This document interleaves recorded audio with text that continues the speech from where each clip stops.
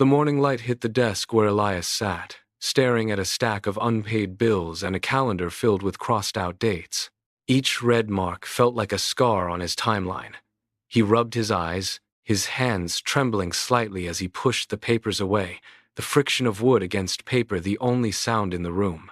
For months, he had applied for job after job, only to receive a deafening silence that echoed through his small apartment. He stood up, walked to the window, and watched the rain streak against the glass, like tears on a face. He felt the familiar weight of exhaustion settling deep in his chest, a heavy anchor pulling him down into the gray morning. Just as he turned to leave the room, his phone buzzed on the table, the vibration cutting through the gloom. It was an old contact, someone he had not spoken to in years, sending a single message that defied the months of rejection. "I found an opportunity that fits your skills perfectly. Call me."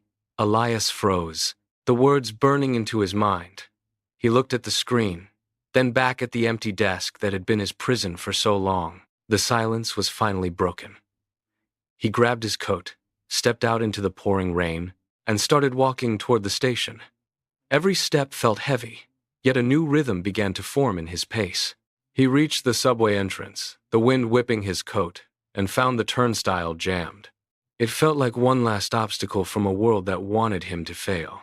A stranger noticed him struggling, stepped forward without a word, and swiped their own pass to let him through.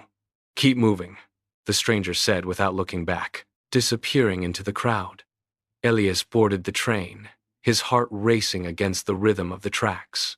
He pulled out his notebook, opened to a blank page that had stared at him for months, and began sketching a plan he had kept locked away for years. He realized that the silence he had endured was not an ending, but a preparation. The rejection had stripped him down to his core, leaving only his vision. The train hurried through the dark tunnels, but inside Elias was already seeing the light. He was no longer a victim of the rain. He was a man with a destination. He reached his destination, stood before a large office building, and gripped the handle of the heavy glass door. To his surprise, it swung open easily, as if the world was finally yielding to his touch.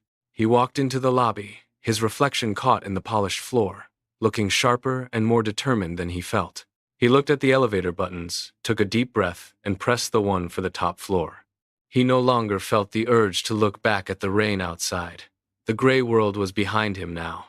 He walked toward the reception desk, presented his credentials, and felt the shift in the air. The doors opened to a room bathed in sunlight.